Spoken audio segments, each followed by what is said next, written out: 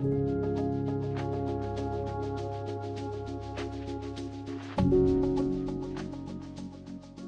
we're going to undertake a standard land condition assessment tool, or LCAT assessment, on the ground. We're in the Burdekin region. We're standing in a loamy alluvial land type, and this is just an example of a process to do a site assessment. Wherever you may be doing an assessment, there's going to be different pasture species, different tree densities and species, and different land types. This is just an example.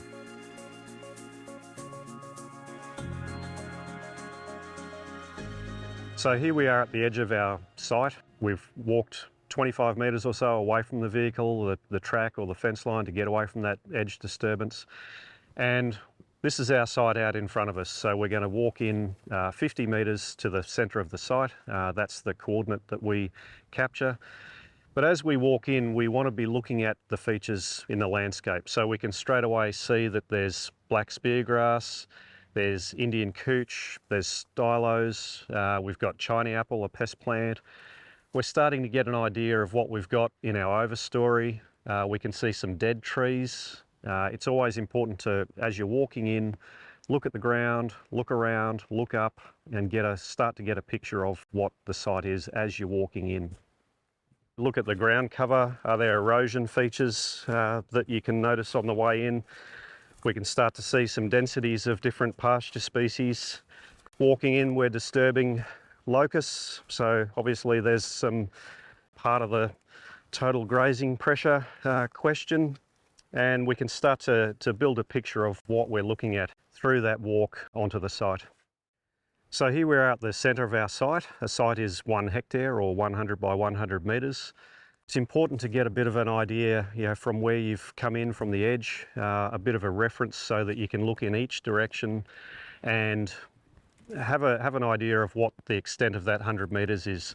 So that large tree out there in front of us, that grey tree with a very green canopy, that's probably just off our site. It might be 60, maybe 70 metres away. So that can be a bit of a reference when we're looking around, because what we're doing is assessing what's on the site. If we have features all around us that are very, very different from what's on the site, really it should be doing a paired site. So do the site you're at and then go and do another site to represent those features.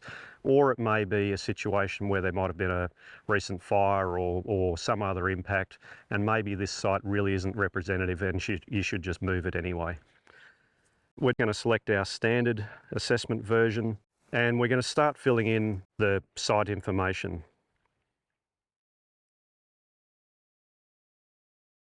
So when we capture our site coordinate, it's really important to know that when you open Survey 123, the moment you open it, it's grabbed the coordinate from where you've opened it. So if you actually open it up back on the edge of the site, it's initially grabbed that coordinate. So when we're at the centre of the site, we then just tap on the map, force it to come to our location, hit the little tick button, and we've saved that coordinate. It's very, very important to make sure that coordinate is at the centre of the site. The LCAT will let you take up to 5 photographs. Generally, what we'd like to do is take the first photograph from the centre of the site facing south. In this case, it's in that direction. And the reason we do that is because it provides good light and good shadow no matter what time of day, what time of year. So we can use our camera on our device, and we can simply get a little bit of the sky, have the tree line just at the top of the frame. We want it in landscape view. We don't want to be photographing something in portrait view, so we want it in landscape view. You've got the ability to put in some comments. You can describe that that's the site facing south, and then we can take up to 4 more photographs. Generally, what you could do is take photographs of features that represent the site, whether that's other angles, other directions, or of a particular plant species or a ground cover or erosion processes, whatever it may be. You want to be able to represent what's on the site in those photographs. So we've gone for a walk around the site. It's really important to walk the site. Certainly in a situation like this where you've got longer grass, you've got pest plants and shrubs that might be hiding erosion features or different species, gullies, things like that. So it's very important to walk the site. Generally what I'll do is from the centre of the site, pace out 25 metres, and then I'll just walk a big circle around the centre of the site, looking in both directions, looking up, looking down, making sure I'm seeing everything that's on the site. And generally what I'll do is take those mental snapshots of densities, species, things like that, and then come back to the centre of the site and start working through the assessment. So when we're looking at the dominant pasture, it's irrespective of palatability. It's whatever is in that ground layer or pasture layer. Doesn't matter whether it's a 1P, 2P, 3P or an annual, a herb, a legume. Doesn't matter whether cattle prefer it or not. It's anything what is the dominant species in that ground layer. So we're looking at the layers of vegetation in the landscape. So in the ground layer or pasture layer, we want to know what's the dominant pasture plant. So as we've walked in and walked around, we can see that we've got black speargrass, which is a 3P. This large plant here, we've got different ages of them. Here's some seeds on this black speargrass. Those grey ones there, you know, they're an older plant. We've got younger black speargrass here. We've got some stylo, a legume. So it's important to work out the dominant species by total standing dry matter. So which one weighs the most? So if we were to cut all of this black speargrass, because it looks like it's the most, if we were to cut all of that black speargrass and put it in a bag, and then there's a lot of Indian couch, this finer plant here, if we were to cut all of that and put it in a bag, cut all of this stylosanthes and put it in a bag. Here we've got a non-preferred species, an aristida or wiregrass. If we cut all of those, which one would weigh the most? And certainly in this case, it would be the black speargrass. If you're not sure of the species, we need to determine the category. So very simply, is it a larger tussock? Is it more productive? Is there softer leaf, more leaf? So there's a good example of a 3P. And over here we've got some wiregrass or aristida. So if we follow that down, aristida is a 1P, or otherwise known as an increaser. So as grazing pressure increases, these species increase. And it's a 1P because it's perennial, like the 3P and the 2P, but it's quite coarse, not much leaf, so it's not particularly palatable, and it's not very productive, not much leaf, very coarse and wiry. So straight away, we can see that our dominant pasture species is, in this case, black speargrass. So we can enter the black speargrass into the LCAT just by typing in some letters. It'll find that. So it's important through the assessment that there are definitions, dimensions, and protocols. So it's important to brush up on those definitions, things like what is a 3P, 2P, 1P, what is total standing dry matter. Simple things like total standing dry matter is not detached grass litter, so you can't consider anything that's been removed. If you can't determine the dominant species or the genus, it's really important that we need to know, first up, is it a perennial or an annual? So let's say we've tried to pull these out of the ground, they're strongly rooted, they don't feel hollow and papery, so they're clearly perennials. So we've got to know, well, what's the dominant category? Is it a 3P, 2P or a 1P? The common thing with those is that they're all perennial. So in this case, we can clearly see that those larger plants, quite productive, a lot of leaf. These smaller, younger plants, again, a lot of leaf, quite soft. So I think it's pretty clear that 3P is the dominant pasture category here. There's an option for unidentified. The only time that we want to use unidentified is if you can't determine the species or the genus, and if you can't determine the category. If you use unidentified, it sets a weighting of intermediate, so the result you get at the end may be higher or lower than what the actual site should be. So the next question is our dominant pasture plant density. So our black speargrass on this site was our dominant pasture plant, and now we're looking, we've walked the site and we're looking at the overall density of those pasture plants. So if we were just looking at these larger grey plants here and some of these greener ones, if we were just looking at those larger plants there, we could clearly see that the density of those compared with everything else is probably very sparse or open at the most. But we've also got these black speargrass, these younger plants in the lower level of the ground layer as well.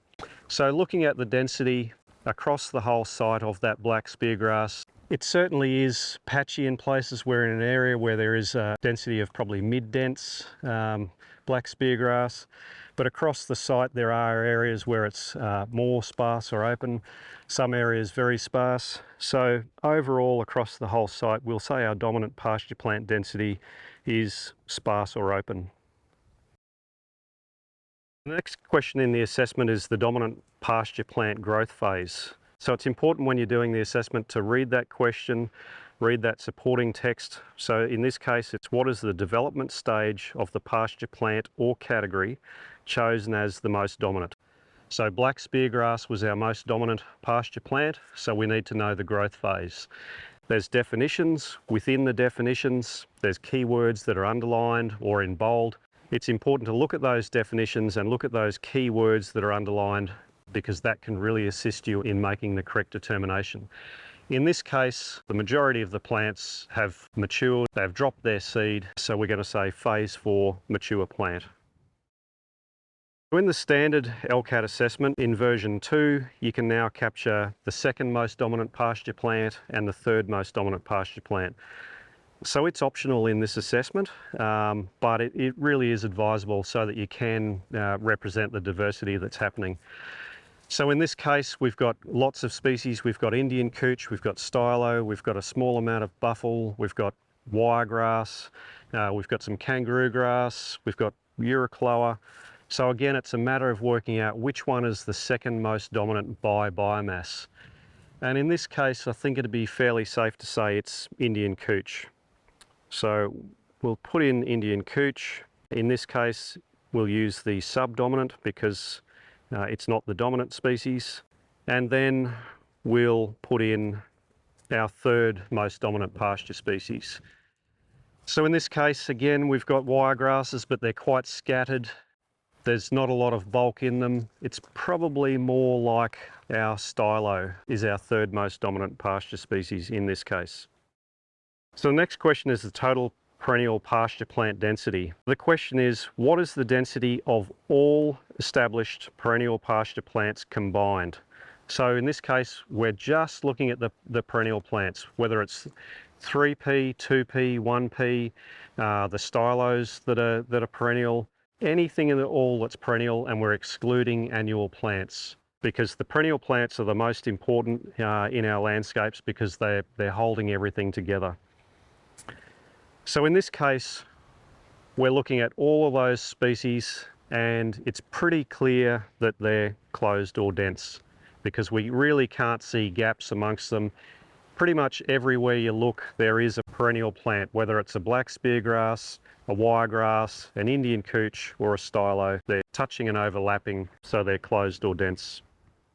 So the next question is pasture tussock height. So in this case, we're looking at what is the average height of all pasture plants in centimetres, and that's measured to the top of the leafy tussock only. We're not including seed heads and seed stems, it's just up to the top of the leafy tussock. Now this isn't influencing land condition, but it's helping us get an indicative pasture biomass. So in this case, you can see these larger plants. We've got this stem and a bit of seed head. So we might say that our average height for these larger plants is that 30 centimetres. So we'd be in that 20 to 30 centimetre range. And then when we look at these lower plants, you can see that we're down to that on average, when you consider the stylo as well, 5 to 10, 10 to 20. So it's probably, we've got 20 to 30 in the upper end and 10 to 20 in this lower stuff. So we'll say that 20 is about the average. So in this case, when you think you've got something that's clearly in between, it's always better to go that lower value in terms of this pasture height, because all this is doing is giving us an indicative pasture biomass. So it's probably better to be a bit conservative. So I've selected 10 to 20 centimetres as the average height across the site. Next question is pasture quality. So this question applies to everything in the pasture layer or the ground layer. So it's what quality value comprises more than 70% or the next highest percentage of the entire pasture. It includes all pasture species. It doesn't matter whether it includes the 3Ps, 2Ps, 1Ps, the annuals, the stylo, which is a legume, the herbs, whatever is in that ground layer. In this case, it's pretty tricky. You can see dry seed heads and stems throughout, different directions, different time of day. This one's really line ball. But when you really start to look closely at the overall plant, there is mostly green in every plant. So in this case, I'm going to select green. Now it's important to remember that an assessment, a land condition assessment, is a point in time, and that point in time is today when you're doing that assessment. So if you were to come back in a week's time for whatever reason, and it had dried off very suddenly, that's okay. It's an assessment at this point in time. We're now into the second component of the LCAT assessment, which is the land surface. The first question in that component is the ground cover. In this case, we're looking at the organic ground cover, and again, there's definitions and dimensions. The question is, what is the percentage of the ground covered with organic cover?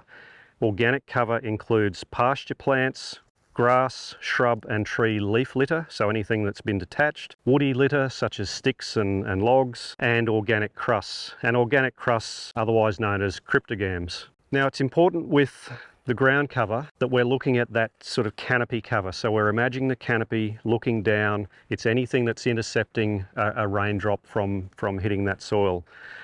We're excluding sand, soil, rock, and in this case, even though it's organic cover, we're excluding manure. When we've looked across the whole site, there's very good ground cover across the whole site. It's actually mostly attached perennial tussocks. There is leaf litter and woody litter, small amount of rock, but it's mostly attached perennial tussocks, which is fantastic. So it's clearly greater than 70% ground cover. Now, it's often those smaller details that can be missed, and that's why it's important to walk the site.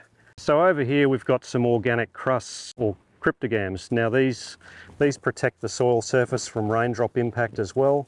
It's important to look at these features and not miss these details. These little pieces of detached litter also contribute to that organic ground cover. The next question in the land surface component is the erosion processes. We're looking at the land surface condition. So what's the state of the soil surface or the land condition at this point in time? So the question is, what is the most severe condition of all erosion on the site? So all erosion means wind erosion, sheet erosion, scald, rill, gully. And it can also include things like cattle pads when they're channeling water. Now our choices are severe, moderate, minor, and little or absent. So in LCAT, I've included the full definition of severe, moderate and minor, because this is one of the most important questions to look at that definition, look at the dimensions, because it's those subtle differences in the dimensions that allow us to actually select the correct value and give us consistency between operators. If we're all using those dimensions and definitions, we're all going to assign, say for example, a gully that's 1.5 to 3 metres deep, we're going to say that that's moderate. So if we look at this cattle pad, we're looking at grazing country. We're doing an assessment of land condition for grazing purposes, so cattle pads are normal. There's no issue with this particular cattle pad. You can see it's quite shallow. In some cases where you've got a lot of pressure or you might have a bit of slope, the cattle pad can be quite lower than the rest of the landscape, and it can actually channel water, or you might have lots of cattle pads across the whole site. But in this case, there's no issue. So across the whole site, we're going to say very little evidence of soil erosion. So the next question in our assessment is the slope. Now, slope doesn't contribute to land condition, but it's going to help us get some other information about what's going on in the site. So as the slope increases and our ground cover decreases and our perennial pasture plant density decreases, we've got more risk of erosion processes. So it's just building a picture from all of these land condition indicators and sometimes contextual pieces of information. So the slope is, what is the average fall of the site? And it's the modal slope is what we're looking for. So modal means the most. So across a hectare, it's pretty clear when we look around that this is level. If 3/4 of our site was level and we happen to have the edge of a quite steep hill or rise on 1/4 of it, that might have been 3 to 10%, the modal slope, the most common one, would be what represents that 3/4. So it's, in this case, we'll select level.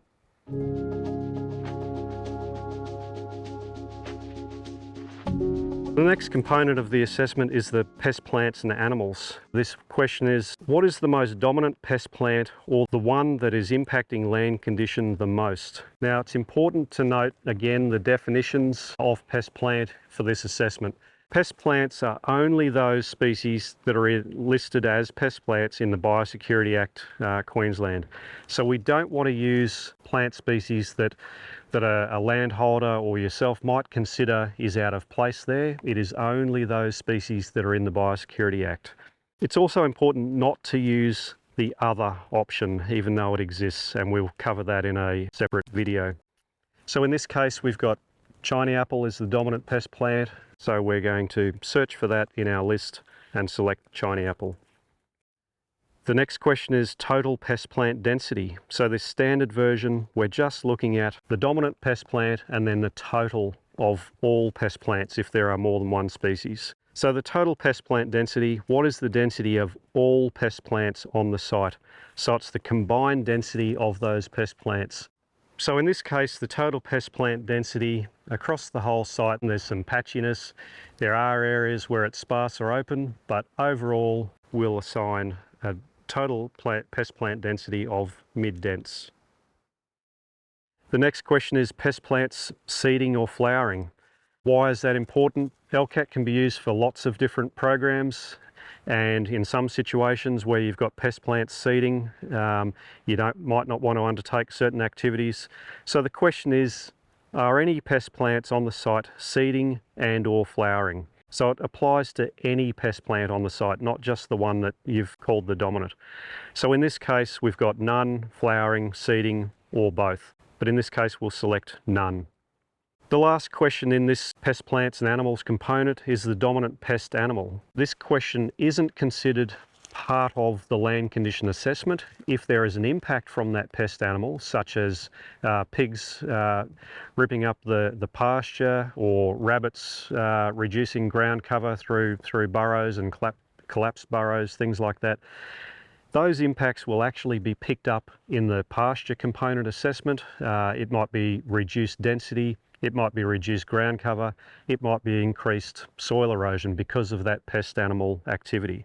So this is just contextual information, what pests have you seen on or near the site. So in this case, it's either sighted or signs of recent activity within or near the site. In this example, I'm just going to say none observed. I haven't seen any pest animals and I haven't seen activity of them. And again, like the pest plants, this is the pest animals that are listed in the Biosecurity Act. So our next component of the LCAT is the vegetation component. And the first part is the understory. The question is, what's the total understory, or the shrub layer? What's the total understory plant density? So what is the density of all understory plants? So an understory plant is a woody shrub or an immature tree that are less than 2 meters tall. One of the important rules in this question is that we do not include pasture plants, so anything that's in the pasture or ground layer, such as the stylo, Even though they look like a shrub, they're part of that pasture or ground layer, so we don't include those. And we don't include the China apple, the pest plants. So we do not include pasture plants or pest plants. And the reason is we don't want to be double counting any of these components. We're looking at the different layers of vegetation in the landscape. In terms of our density rules, we've got definitions and protocols that you can refer to. So when we look at the total understory, looking around the whole site, there's not a great deal of understory. There's only a couple of scattered species, a couple of little eucalypt saplings. We're going to say very sparse is our density in this case. So it is the total understory, it's the combination of any of those understory shrubs. Our next question is the overstory. The question is, what is the total overstory or tree layer plant density? What is the density of all live overstory plants that are more than 2 meters tall? Typically trees, but may include woody shrubs that are more than 2 meters tall. So again, we don't include pasture plants and we don't include the pest plants. So it's important when we look at the overstory that we actually look up. We're only looking for live trees. So clearly we've got living trees here, but we've also got dead trees that we've got in the landscape as well. It's important to always look up as well as down throughout the assessment. So it's the combined density. If there's 3 species, 5 species, it's the combined density of all of those overstory trees. What is their density? And in this case, throughout the site, we're looking at very sparse. The next component of the LCAT survey is the riparian zone. So the question is, what's the distance from any permanent or semi-permanent watercourse or water body? Now, watercourse and water body is defined within the app and within the glossary and part 3 of the LCAT reference guide. And again, it's one of those important definitions. We don't want to be assessing gullies and things like that. It's a water body or a watercourse, and there are key words underlined in those definitions. Now in this case, there is a creek line, a watercourse that's less than 50 metres from our site. So we'll select less than 50 metres and we'll move down there and assess the impacts if there are any on that particular watercourse. And our first question here is we're looking at the management of the riparian zone. The question is infrastructure used to manage stock access to the riparian zone? By infrastructure we mean, is there riparian area fencing? Is there off-stream water points that keep those animals out of that watercourse or at least manage them from time to time through the seasons? In this case, there's no off-stream water or riparian area fencing, so we'll select none. So the next question is riparian zone disturbance. The question is, what is the most severe impact of livestock, pests or vehicles within the riparian zone? So we're looking at livestock, pests and vehicles because, for example, with vehicles, we don't want vehicles to be crossing at different locations and collapsing banks and causing erosion. Pest animals may be doing damage to the riparian zone, and stock, if they're able to access it too much or too heavily, they can cause impacts. So our choices here are severe, heavily, some evidence, or little or no evidence. And again, within the survey, we've got definitions that have got keywords underlined, and it's important for consistency.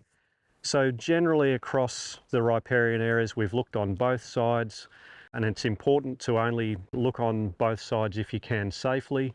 Generally across the whole site, we've got some evidence of disturbance. We've just got a few areas where stock have naturally come down to the watercourse and they've collapsed some of those banks slightly. The next question is stream bank erosion.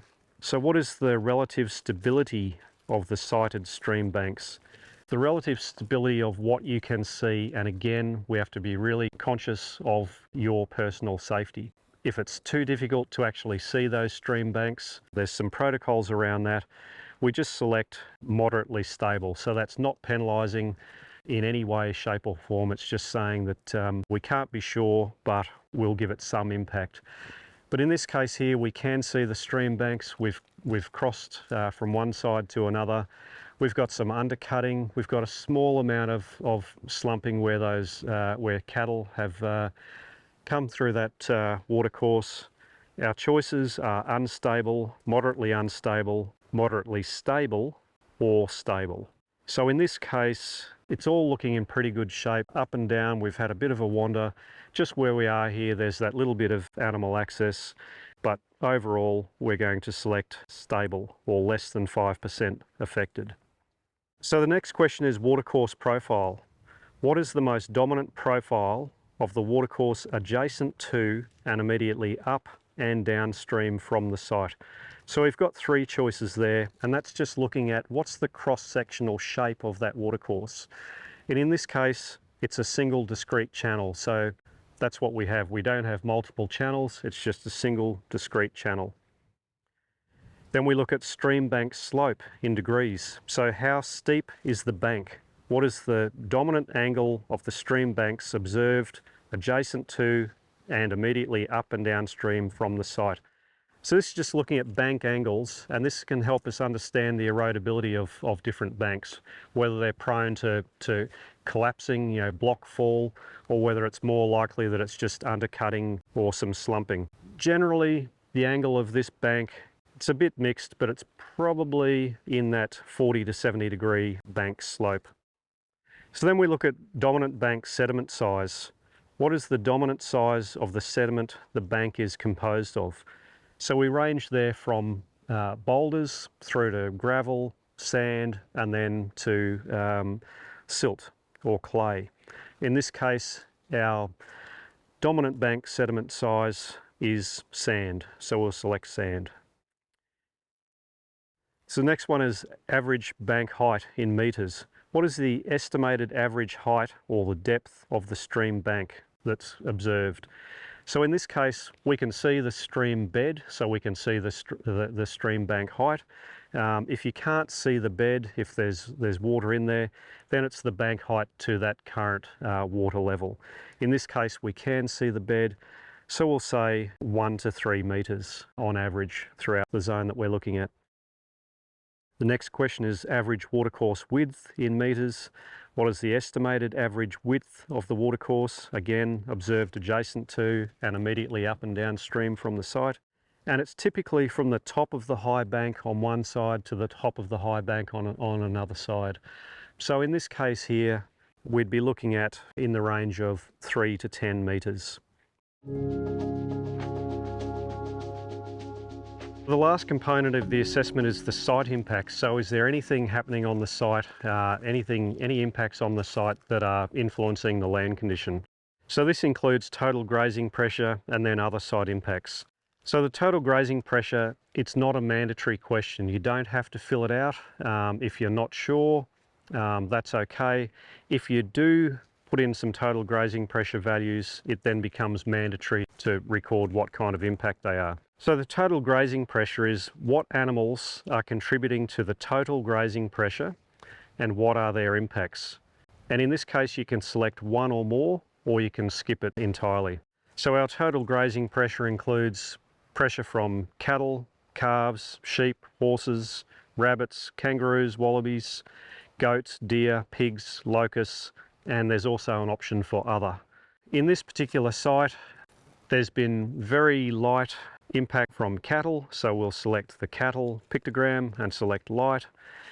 We haven't seen too much else other than locusts or grasshoppers here. There's quite a few around, but they don't seem to be having a huge impact at the moment, so we'll say light.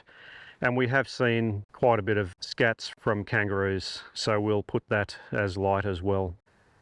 The last question in the assessment is the site impacts. Is the site vulnerable to increased pressure, and or has the site been impacted by a natural event within the last 12 months? And again, you can select one or more or none if there's no impacts.